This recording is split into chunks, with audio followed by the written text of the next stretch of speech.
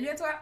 J'espère que tu vas bien. Donc dans cette petite série de vidéos avec Justine, qui est coach en prise de parole, on te propose des petits tips sur comment gérer les différents outils que tu as à disposition pour bien te préparer pour ta soutenance.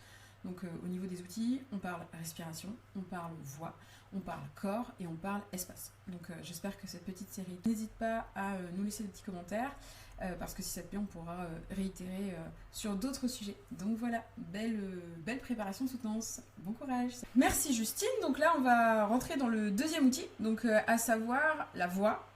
Qui est un outil formidable justement dans le cadre d'une soutenance parce qu'on l'utilise quand même beaucoup. Donc est-ce que tu peux nous en dire plus sur la voix s'il te plaît? Eh bien oui, bien sûr que je peux en dire plus. Avec la voix, on est un peu aussi dans la même idée qu'avec la respiration, dans le sens où, dans l'absolu, notre voix, on l'utilise dans notre quotidien. Pas de façon professionnelle, mais on a quand même, la plupart des gens ont des conversations de plus ou moins quotidiennes, mais en tout cas c'est un outil que l'on utilise régulièrement. Ce qui fait que comme c'est un outil que l'on utilise régulièrement, on va pas toujours avoir le réflexe de bien l'utiliser. On va pas se dire ah, tiens j'ai une prise de parole en public, on va se dire il faut que je gère mon stress, mais on va pas se dire il faut que je parle bien. Enfin, on n'a pas, parce qu'on se dit c'est bon, je parle au quotidien, je sais parler. Alors que de parler dans un cadre précis, en dehors du fait que ça crée effectivement du stress qui a des conséquences sur la prise de parole, on ne peut pas parler déjà avec le même niveau de langage quand on est devant un public qu'on ne connaît pas que devant un public qu'on connaît. Donc on ne peut pas avoir les tics de langage vont être gênants dans une prise de parole en public, là où dans notre quotidien, ça fait partie de nous, quoi. Donc y a cette chose de on doit se préparer à cette prise de parole, même si on utilise la parole dans le quotidien pour ne pas être dans un automatisme, mais pour être dans quelque chose d'encadré qui nous laisse de la liberté aussi, mais qui en tout cas nous structure dans la prise de parole.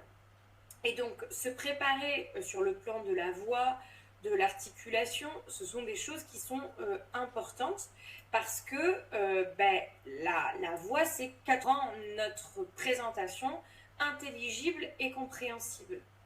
Donc, dans la voix, il y a plusieurs aspects. Il y a déjà l'aspect du volume, où en fait, on va pas parler au même niveau sonore avec des gens qui sont tout près qu'avec des gens qui sont très loin.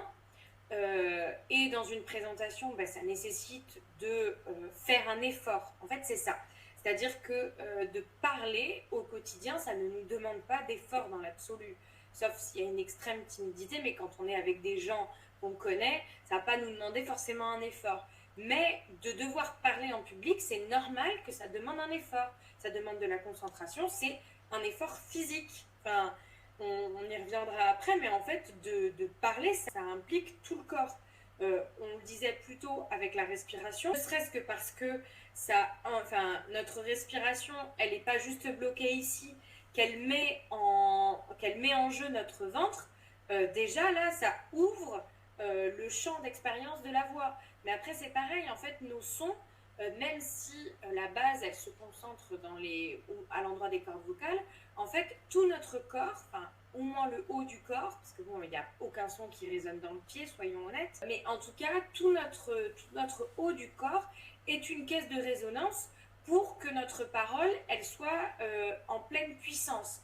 Ça veut donc dire que, et on y reviendra, d'être dans un corps qui est le plus efficient et optimal possible, c'est ce qui va nous permettre aussi d'avoir une voix plus puissante, plus mesurée et plus maîtrisée surtout. À partir du moment où on maîtrise sa corporalité, on va pouvoir maîtriser sa voix. Donc il y a déjà cet aspect-là au niveau du volume, mais après il y a la notion qu'on comprenne ce qu'on dit. Alors on va pas se mettre à parler en chinois, hein, mais parfois, si on parle trop vite ou si on n'articule pas, on pourrait aussi bien nous parler chinois que ce serait pareil. Moi, quand je me retrouve à donner des cours en collège, les gamins, ils parlent tellement vite, Enfin, je leur fais répéter 4 fois, quoi. J'ai l'impression d'être débile profonde, quoi. Enfin, je veux dire, de pas... Mais, et puis en plus, déjà, ils disent des mots que je comprends pas. Donc, enfin, d'où on revient aussi à l'importance du langage. Mais en tout cas, il y a une nécessité de faire un effort. Oui, de parler en public, ça nécessite de ralentir le débit, ça nécessite d'articuler. Enfin, je veux dire, c'est normal. Si on n'est pas habitué, c'est normal, à la fin d'une présentation, d'avoir un petit peu mal à la mâchoire, quoi, d'avoir eu la sensation de manger un morceau de viande crue, quoi. Parce que ça nécessite de mâcher ses mots, de projeter, en fait, de vraiment visualiser quelque part les mots qu'on est en train de dire parce qu'on leur donne une forme avec notre mâchoire, quoi. Ok. Et tu fais quoi comme exercice pour justement arriver à mâcher tes mots, à bien prendre le temps d'articuler et ce genre de choses? Alors, je vais y arriver, je reprends. L'exercice de base, c'est de se mettre un crayon dans la bouche. Voilà, okay. On se le met comme ça. Vraiment, on va jusqu'au bout parce qu'il y en a qui le mettent que comme ça. Il faut vraiment que ça gêne au niveau du placement de la bouche, en fait. On s'entraîne en mettant un crayon, mais presque c'est mieux de s'entraîner devant un public parce qu'il faut que les personnes en face comprennent encore le texte qu'on est en train de dire. C'est-à-dire que c'est pas juste, je vais le dire à la même cadence, je vais le dire de la même façon, avec la même intonation que quand j'ai pas un crayon dans la bouche. Non, parce que ça permet d'identifier les mots qui restent intelligibles. Donc ça veut dire que de fait, on les prononce bien. Et ceux qu'on a tendance à faire savonner, quoi. Moi, je dis savonner. Parce qu'en fait, ce qui se passe, c'est que... Et ça va se jouer sur les consonnes. Parce que le langage, il est construit avec des voyelles qui font le son. Et donc, je veux dire, c'est comme une note de musique. Et la consonne, c'est elle qui structure la parole. C'est elle qui va permettre de rendre le mot intelligible. Par exemple, articuler. Si tu n'as pas de consonne, ça fait A, I, U, E. Et ça ne veut rien dire. Mais si dans ton articulé, tu dis pas bien ton R, ça fait articuler. Si tu dis pas bien ton T, ça fait auriculer. Et en fait, de mettre le crayon, ça permet d'identifier les consonnes problématiques, entre guillemets. Tout le monde n'a pas les mêmes consonnes problématiques. Il y en a, ça va être plus sur... il y a des mots très techniques que je connais, mais je ne sais jamais à quoi c'est associé. Mais parfois, ça va être plus sur le S, quand il y a les lèvres serrées. Donc, ça va permettre d'identifier l'endroit où ça nous demande de faire un effort. Okay. Donc, vraiment, l'exercice... je ne trouve pas le mot. Incontournable. Voilà. L'exercice incontournable pour se muscler, c'est vraiment le crayon dans la bouche. Et ça me fait penser, mais du coup c'est un exercice pour la respiration. Il y a un exercice qui peut être pas mal pour obliger à respirer. C'est en fait, faut pas avoir peur du ridicule quand on s'entraîne. C'est en fait, tu respires à chaque ponctuation, ouais. À chaque virgule, 2 points, point. Tu respires. Et en fait, tu peux t'entraîner avec ton texte écrit si tu l'as, si tu t'écris un canevas. Et en fait, l'idée, c'est d'aller littéralement prendre sa respiration à chaque fois. C'est-à-dire que tu dis bonjour, donc s'il y a une virgule, on va dire un truc basique, bonjour, je m'appelle Justine, j'ai 35 ans. Et donc, ça fait... Tu prends ta respiration, bonjour, tu prends ta respiration, je m'appelle Justine, je prends ma respiration, j'ai 35 ans. Et du coup, tu fais le mouvement du bras comme ça où tu vas prendre ta respiration et sur ta parole, tu ramènes le bras vers toi et ça te rend physique ta respiration et ça te permet de la conscientiser et ça te permet encore une fois après de faire confiance un peu à ta mémoire corporelle. Alors évidemment, quand tu vas être devant le jury, tu vas pas te mettre à faire ça. Mais ça te permet d'intégrer l'importance. Non mais c'est très bien. J'avais une petite question aussi pour cet épisode sur la voix, on en avait parlé en off, c'est les mots parasites, ce genre de choses là. En fait c'est des mots, oui on a tous des mots parasites. Le grand mot qui est très répandu chez les Français, c'est du coup. Donc c'est un mot qui est très identifiable parce qu'on peut avoir d'autres mots parasites, on va avoir tendance à ponctuer ses phrases par quoi, ou les E aussi. Mais le du coup, c'est vraiment un mot qui, quand on a l'habitude d'assister à des prises de parole en public, c'est le mot qui est le plus répandu et donc ça devient épidermique. Donc c'est bien de remplacer le du coup par un autre mot, de s'entraîner à le faire. Ça ne veut pas dire qu'il n'y aura pas de du coup dans la prise de parole, mais ces mots parasites, c'est un peu des mots doudous.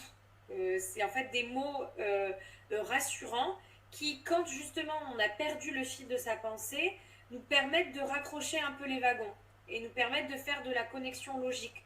Donc c'est d'essayer de trouver d'autres connecteurs logiques, les fameux mais où est donc ornicard, je sais pas quoi là. Donc il y a déjà cette notion-là d'essayer de structurer sa prise de parole avec d'autres connecteurs logiques et de se dire, bon ben mon mot doudou, on va dire que c'est donc, plutôt que du coup. C'est-à-dire que dans l'absolu, le donc, il n'est pas beaucoup plus joli, mais déjà il est français, alors que du coup ça veut rien dire du tout.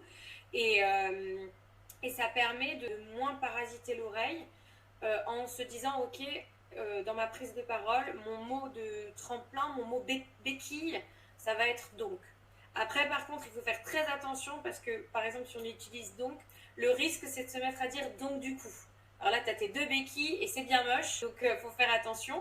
Mais voilà, c'est bien d'essayer de remplacer ces mots parasites par quelque chose de plus agréable à l'oreille. Ouais, et idéalement, des fois il faut peut-être même rien dire. Moi je sais que du coup je le dis tout le temps, et quand je fais des vidéos je les coupe. Et en fait il y a des moments où je me dis, mais en fait celui-là il sert à rien, j'aurais mieux fait de faire un silence et de repartir directement sur autre chose. Et bien sûr, après, là, le recul que tu as en te regardant en vidéo, quand tu es dans le direct de ta présentation, c'est compliqué de... Enfin, c'est compliqué de laisser un silence. Bien sûr que si tu t'entraînes en amont et si tu l'observes par toi-même et tu te dis, tiens, je peux gommer des du coup, tu vas prendre peut-être le pli de le faire. Mais après, c'est vrai que quand tu es dans l'oralité, quand tu es dans le direct, en plus avec le facteur stress, tu vas avoir tendance à avoir ces mots doudous qu'on doit garder parce que c'est ça qui va venir nous soutenir en fait.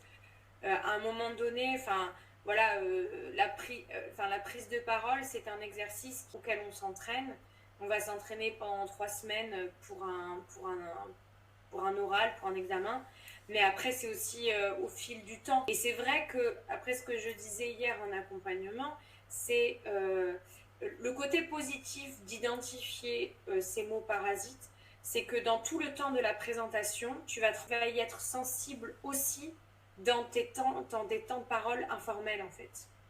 C'est-à-dire que tu vas parler avec tes amis et tu vas te rendre compte de tous les du coup que tu dis. Et tu vas y être attentif ou attentive parce que tu sais que dans 3 semaines, tu as une présentation. Après, si tu n'es pas amené à faire cet exercice régulièrement, tu vas avoir tendance à remettre tes mots parasites. C'est humain. Pour un bon moyen pour repérer ces mots parasites, puisque c'est ce que tu disais, l'objectif c'est pas de ne plus dire du coup, c'est par exemple de passer de 50 à 10 fois. Pour repérer ça, ce qu'on peut faire, on est d'accord de se filmer ou s'enregistrer pendant qu'on se fait une soutenance blanche tout seul. Et après aussi de demander à son entourage de faire attention à ce type de mots. Mais ça peut être un bon exercice pour arriver à identifier. Oui, bah, bien sûr. Parce que quand on est dans le présent et le direct de la présentation, on ne se rend pas compte de tous les mots parasites qu'on a. Mais par contre, de se regarder, de s'entendre, ça va permettre d'entendre les E, d'entendre les du coup, d'entendre tout ça. Donc c'est vraiment un bel outil. Encore une fois, ça n'est pas confortable. Mais encore une fois, c'est normal que ça nous demande un effort d'aller prendre la parole et de s'entraîner. Enfin, je veux dire, vraiment, il y a plein de choses comme ça. C'est pas un sport, mais ça nécessite un entraînement. Enfin, on va pas se présenter au JO sans s'être entraîné un petit peu au départ. Ben là, c'est pareil. On va pas faire un examen sans s'être entraîné et pas seulement sur le contenu mais aussi sur la forme. Ouais, tout à fait. Donc en utilisant la respiration, finalement on utilise ses abdos, avec la voix on utilise sa mâchoire, et donc maintenant on va voir comment est-ce qu'on peut utiliser l'ensemble du corps justement pour bien se préparer à sa soutenance. Cette vidéo est terminée, donc j'espère qu'elle t'a plu. N'hésite pas à regarder les autres petites vidéos de la séquence qui sont dispo et qui normalement s'affichent sur ton écran au moment où je parle. Retravailler tous les outils dont tu disposes pour ta soutenance. Bon courage pour ta préparation.